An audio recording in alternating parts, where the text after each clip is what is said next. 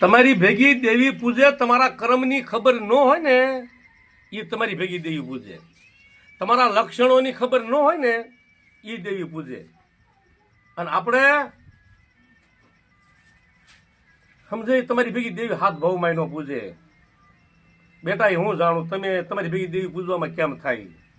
એટલે માય ગાંગા હોય, ગાંડા હોય, બુદ્ધિ વગરના હોય, આટા વગરના હોય, ગતિ ગમ વગરના હોય, સમજણ વગરના હોય, એ તમારી ભેગી દેવી પૂજે. જેની દેવી હમારા ક્યાદર વહી ગયો હોય તમારી ભેગી દેવી પૂજે. દેવી પૂજવાની વાત કરમાં તું પ્રતાપ તમારી ભેગી દેવી પૂજવાની વાત કરે એમ. સપના જોતો નહીં.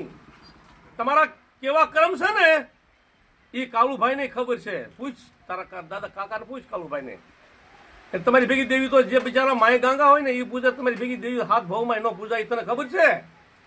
એ સપના ન જોઈશ તમારી ભેગી દેવી પૂજવા આવે આવડા લોકો ફલજીડા વાળા સપના નો જોઈ તો કરસિંગિયા વાળા બિચારા એની રીતે પૂજન મોજ કરે. આપણા હાલ થયા જો આપણા તારી ભેગી દેવી પૂજે 52 કર્મીલા હોય એ તારી ભેગી દેવી પૂજવા આવે.